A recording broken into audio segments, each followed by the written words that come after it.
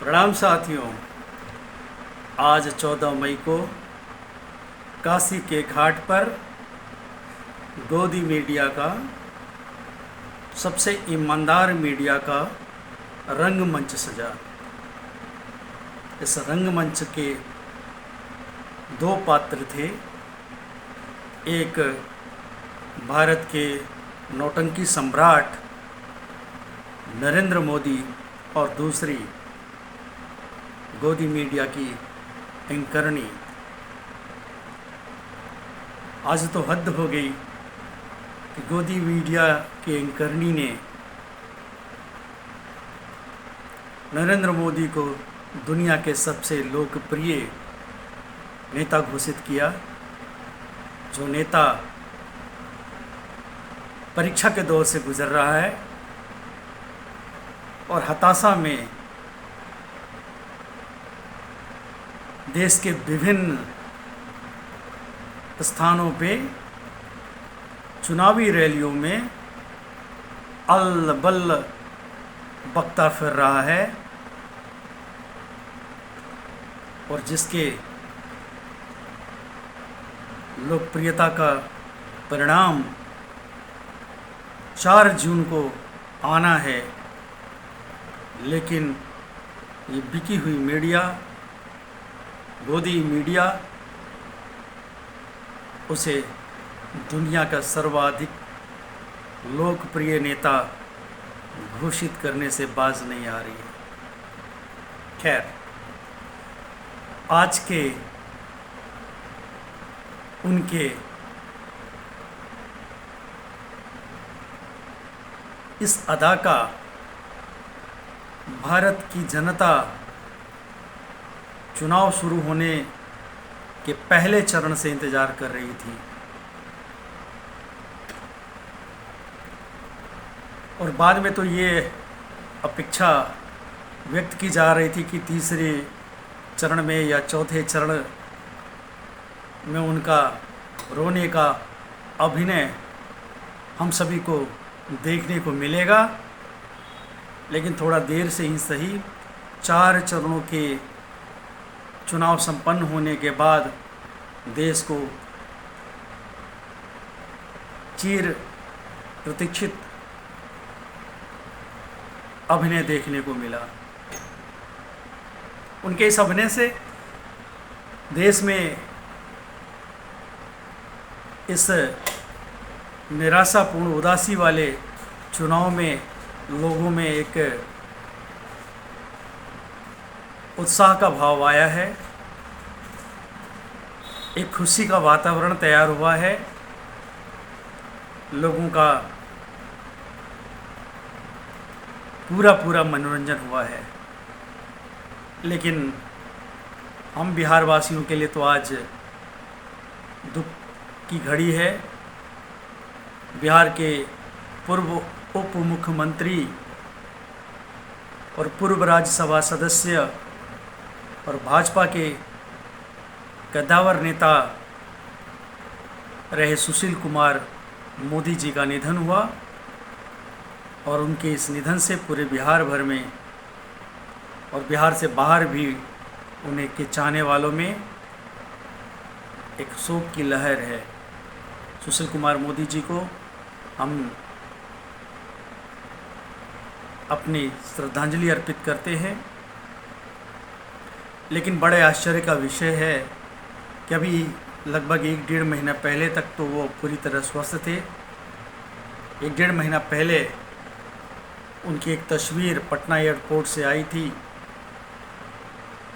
और ये वक्तव्य आया था कि वो इस बार चुनाव प्रचार में सक्रिय नहीं रहेंगे क्योंकि उन्हें गले का कैंसर हो गया। सुशील कुमार मोदी जी एक जुझारू नेता थे। लालू प्रसाद जी के साथ कैसा उन्होंने जंग लड़ा और ऐसा कहा जाता है कि उनके ही पहल के कारण लालू जी को सजा हुई, या ऐसा कह ले कि अनेक पहलकर्ताओं में से वो भी एक प्रमुख थे।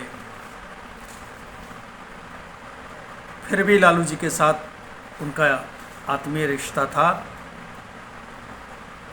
और भाजपा वालों को सुशील कुमार मोदी जी के व्यवहार से सीख लेने की ज़रूरत है। किस तरह से वो पूरा आंकड़ा उनके पास होता था, अध्ययन उनका होता था और भाजपा को बिहार में स्थापित करने का यदि किसी व्यक्ति को श्रेय जाएगा तो वो सुशील कुमार मोदी जी को जाना चाहिए। लेकिन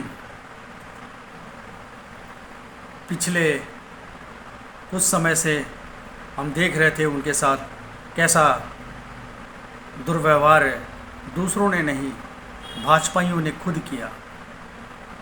उस व्यक्ति के साथ जिसने बिहार में भाजपा को स्थापित किया, कैसे उन्हें भाजपा के केंद्र से, बिहार भाजपा के केंद्र से कैसे काटा गया, कैसे अलग थलग किया गया। और इसलिए बिहार वासियों को इस बात का पूरा संशय है कि वे कैंसर से कम, उनके जो आत्मसम्मान पे चोट पहुंचाया गया उस असहनीय पीड़ा की वजह से उनका असामयिक निधन हुआ। खैर, हम काशी में थे और काशी से हम बनारस पटना आ गए। पुनः चलते हैं काशी के घाटों पे।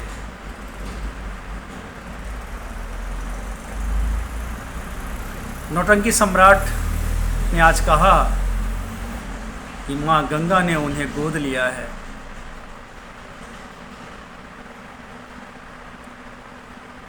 और तमाम गंगा के बारे में मिथकीय बातों को उन्होंने रखा, जो कहीं पुराण में ये बातें होंगी जिनका वास्तविकता से कोई लेना देना नहीं। ये अविश्वसनीय सा है कि किसी व्यक्ति के जटा से माँ गंगा अवतरित हो जाएंगी और आज अवतरण दिन होगा माँ गंगा का। गंगा एक प्राकृतिक संसाधन है, पवित्र है, हम सबके लिए पवित्र है। लेकिन देशवासियों को मूर्ख बनाना का काम तो आज तक पंडित पुजारी करते आ रहे थे। अब देश का प्रधानमंत्री भी इस तरह की बात करता है तो हंसी और दुख दोनों होता है। एक तरफ वो कह रहे हैं कि भगवान का निराकार रूप है, तो फिर अयोध्या में क्यों वो राम के साकार रूप के लिए इतना जद्दोजहद करते दिखे। उन्होंने नहीं लड़ाई लड़ी, लड़ाई जीतने का श्रेय उन्होंने लिया, मैं ये कहना चाह रहा हूँ। खैर, यदि माँ गंगा ने इन्हें गोद लिया है तो मोदी जी को ये बताना चाहिए पिछले 10 सालों में माँ गंगा के नाम पर जो नमामि गंगा प्रोजेक्ट चल रहा है, हजारों करोड़ों का, उससे माँ गंगा की कितनी सफाई हुई, कितने नाले काशी के अंदर माँ गंगा में गिरना इन्होंने बंद किया। इन्हें बताना चाहिए कि माँ गंगा में समाहित असंख्य प्रकार की जीव जंतुओं की स्थिति क्या है, जैव विविधता की पिछले 10 सालों में क्षरण हुआ है या उसका विस्तार हुआ है।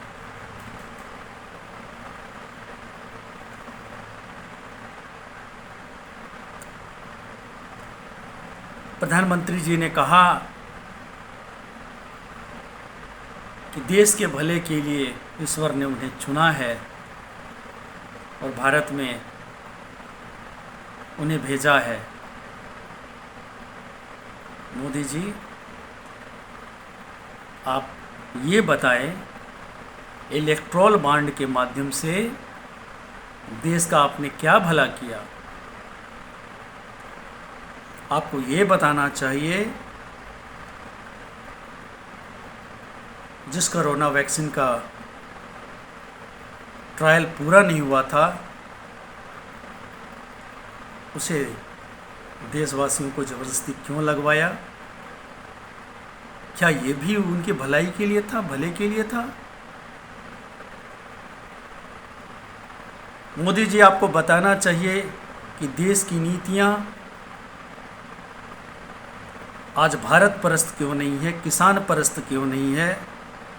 देश की नीतियाँ अंतर्राष्ट्रीय वित्तीय संस्थाओं के इशारे पे क्यों बन रही हैं?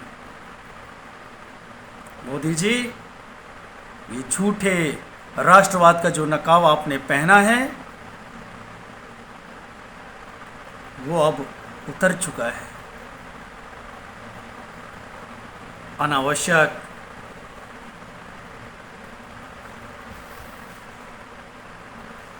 ड्रामा करने से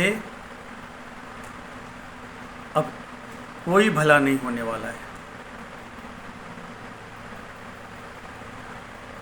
मोदी जी ने कहा कि वो सारे बंधनों से मुक्त हैं। क्यों मोदी जी, क्यों देश की जनता को भुलावे में डाल रहे हैं? आप यदि मुक्त हुए हैं तो अपने दाम्पत्य, सिर्फ और सिर्फ दाम्पत्य जीवन से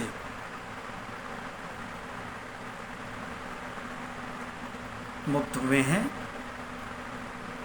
जिनके बारे में आपने बताया कि आपकी उनसे शादी हुई थी। मैं उस माता का नाम मुझे अभी स्मरण नहीं हो रहा। सिर्फ और सिर्फ आप उस बंधन से मुक्त हुए थे, भाई बहनों के बंधन से मुक्त हुए थे, अपने माँ के बंधन से मुक्त हुए थे और सिर्फ औपचारिकता के कारण निभाने के लिए अपनी माँ से मिलने जाया करते थे। मोदी जी, आप एक बंधन को छोड़ के किस बंधन से मुक्त हैं? किसको बेवकूफ़ बना रहे हैं आप?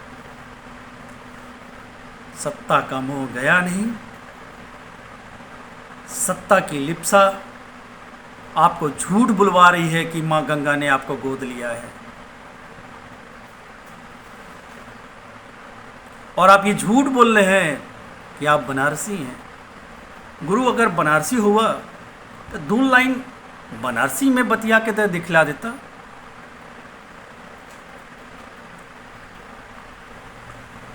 झूठ बोलने से ना हुई मोदी जी, तो बनारसी ना हुआ तो घोर सत्ता के भोगी दिल्ली के मठाधीश हुआ गुरु। झूठ उतने बोलनी जे पच जाए। ना तो बनारसी हुआ, ना तो हो के बनारस से प्रेम हो। बनारस काशी सिर्फ और सिर्फ तोहरे लेल चुनाव के एक सीट हुआ जो तू के 2 वर्ष से दिल्ली भेजत हो। अब की बार पता ना काशी के लोग, दिल्ली के लोग तोरे साथ का करिहन, लेकिन इतना तो तय हो गुरु, तू डरल हुआ और ये इस डर के मारे तमाम लोगन के तो वहाँ से नामांकन ना हो देत हुआ। गुरु